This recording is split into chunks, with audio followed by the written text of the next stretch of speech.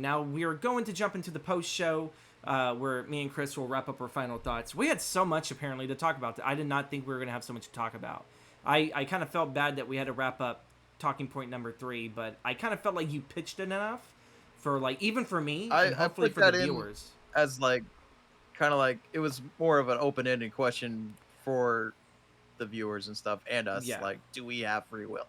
You know, do we have yeah, a free will, or is everything predestined to play out as out of our hands? exactly. We're also going to have it. If you guys have any questions, the in the audience and everything, do drop your questions there, and I guess we can read them off. I was expecting the image to be bigger here and everything, so this has been a huge experiment. We just may have to do one Twitch episode and see how that folds through and everything. Uh, I mean, we did it. We did this on a different thing, didn't we? Or are we just doing this because we want people like asking questions and stuff with the Yeah, chat? I Or feel like this was going to be a much more intimate thing, but we could easily sit there and do Twitch for our thing. okay. There is also one thing I forgot to mention on the A show that I thought was interesting. So the precogs names have very specific names. They're Agatha, Dashiell, and Arthur, and those are the first names of famed crime novelists Agatha Christie, Dashiell Hammett, and Arthur Conan Doyle. I did not know. I thought that was a little pretty cool thing. That's actually from the novella, and I do believe I think they kept the same names also too, even for the final product of the movie. Because it was just a precog, so I was like, why would you change that? I was like, I think that would have been still nice to throw in there as like, oh, if you know these names, if these names ring a bell for the crime stories, um, Yeah. then it'll be just a nice little like Easter egg nod of, oh, I see what you did there. Yeah, that was pretty. Plus, it takes away their previous identity, and Yeah, they're no longer human; they're prequels now.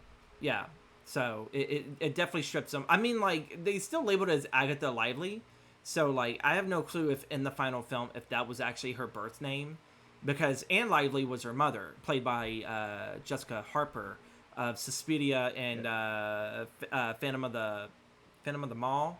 I believe it's the name of the title. It's a Brian De Palma film.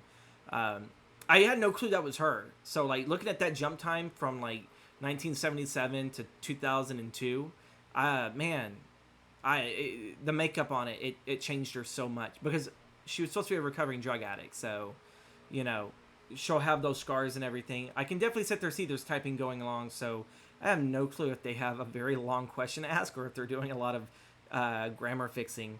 Um, but yeah, like I still enjoyed the movie, even though it wasn't what I wanted from how the script was done. Because to me, I loved the script. I loved everything about it. I loved the brotherhood bond between Whitwer and Anderton. I love that, and I kind of really wish that we got that. And then that feeling of kind of betrayal of like, well, he's supposed to kill me. Why would he kill me? We're buddies, like we do almost everything together. We Yeah. do the barbecues. It had like a really really good um like narrative thing of these are two friends that will slowly become enemies. One is trying to figure out why am I killing him? What is urging me on to do this? And then the other one just going full paranoid of why would he kill me? And even then he will go to the precogs. Why is he trying to kill me? And everything. And Yeah. I could definitely sit there and see Colin Farrell play that character of kind of like the Banshees of Inisherin. It's like, you used to be my friend. You used to like me. So I would just imagine that, but cranked up to 11. It's not him crying in the hut with his donkey and everything. It's him going nuts at Tom Cruise. Um, Yeah. we have a question here. What did you think of the divisive functions to foreshadowing events falsely? Not only in the opening scenes, but throughout the movie, leaving you with the ending that was opposite but semi-expected. Um, Chris, you want to take this one? I think it's okay. I guess. Um, like He used big we all words, and knew, even it like took me a bit. it was all leading to the murder, and you know the so we all knew what was happening, what was going to come, but we didn't know why it was happening, and the twist being, oh, this was set up. So Yeah. I mean, I like how they handled it. thought it was well done. It did feel fresh compared to like maybe if you looked at some crime stories of if you got at the beginning, this is how, the victim died by whatever assailant, and then you get like enough of the clues that you think it's this person because this person is quite obviously the fucking, this is it, but no, it's the red herring. But in this, they don't use an individual as a red herring, but they only use that you were only given so much of you were given only so much of the future to understand that yeah, you are going to be killing this man, but his death was a totally different reason. You know, um, Yeah.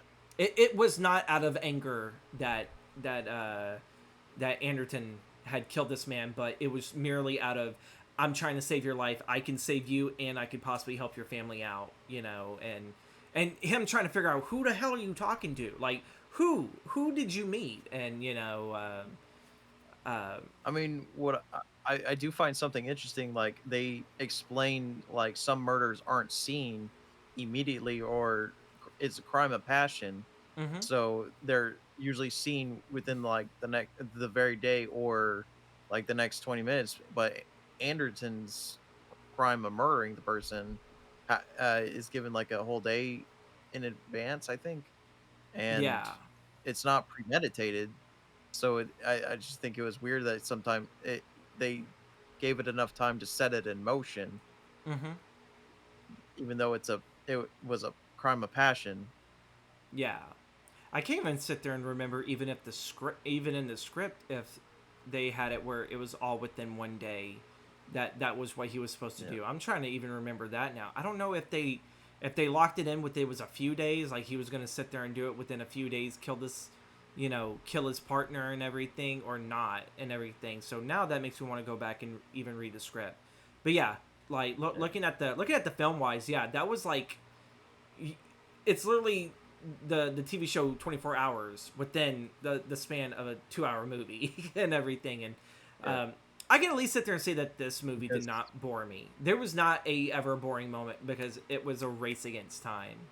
Um, yeah, he's getting chased down by his former crew, and he's got to break back into the precog facility to kidnap a precog, and he's got to go get his eyes switched out from a former criminal that he arrested, and oh my the god! criminal's kind of taunting him, like kind of making him think So like this is not going to end well for you. So that whole scene right there where like they're walking him and that woman, I saw it firsthand. She grabbed the whole cheek of fucking Tom Cruise's Oh yeah, ass. And I'm like, don't I'm worry, pretty she sure likes you. Ugh. yeah, and I'm all like, this woman got paid probably handsomely enough to squeeze the left butt cheek of a Scientologist, a famous one at that.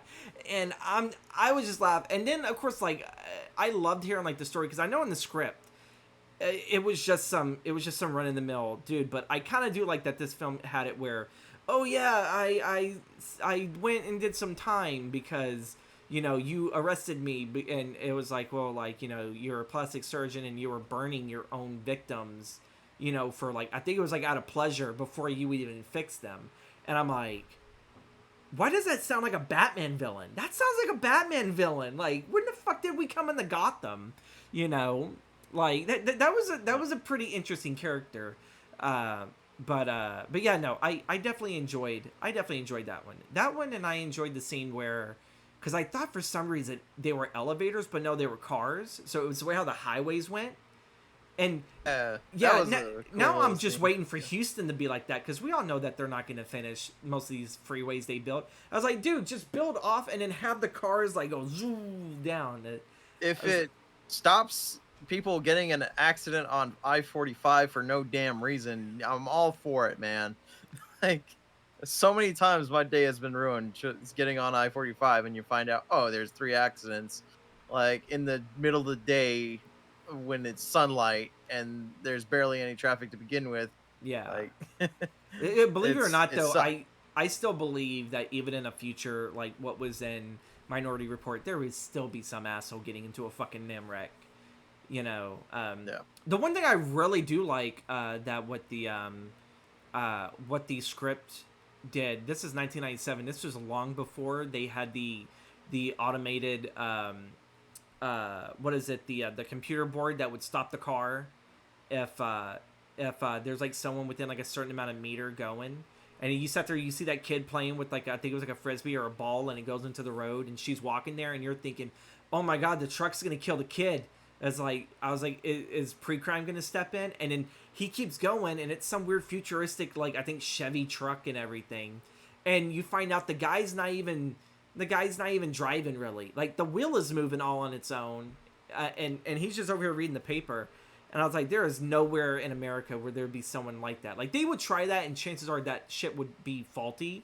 That computer would be faulty, and like turn that kid into tomato paste on the road. But seeing that one scene where the truck just stops and turns itself off, I was like, wow, it's even kind of cool that even in 1997 they kind of guessed some of this technology. You know, I'm pretty sure the blueprints were around it, and they were just trying to figure out a way how to put it together. Because usually I feel with technology like that, it takes quite a long time to form that. Like I'm pretty sure it was all hypothetical at that point, and someone heard wind of it, and I was like, oh, that'd be pretty cool for a sci-fi thing. It's like a car that can drive itself and stop before it hits anyone, and I definitely enjoyed that one. I'm trying to look at the time. I completely forgot when did we start the post show and everything, but I think we are going to wrap up this post show. We got to do some final thoughts and everything. Obviously, I still enjoy the film, even though you respectfully do not enjoy the screenplay and you prefer the film, and I prefer vice versa, because I love me some good pulp. It's an early rough script, and it shows. It was perfect enough, Christopher.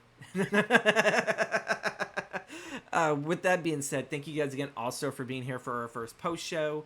Thank you so freaking much for tuning in. Thank you, Scorpion Sis, for help moderating, and thank you, Dark, again for your question. Even though it somewhat broke Chris's brain, but I was able to resuscitate provide a more unique example of what you like. We're trying to specify next time. He means you use like, less. What are you trying to less point big out? words, more small words. That's well, just like it felt too vague of a question, and ask point out what you were referencing next time, I guess. He's got it and everything. But Yeah. you know what, we may have to try next month. We may have to try Twitch. See which one does better, and then I guess after episode 2, we'll sit there. We'll see which one survives and becomes the new master of the two worlds. That's a little bit of Hero's Journey reference for you guys, but I don't know how many of you guys get that outside of me and Chris. But with that being said, thank you guys again, and I hope you guys have a wonderful night. See you guys all later.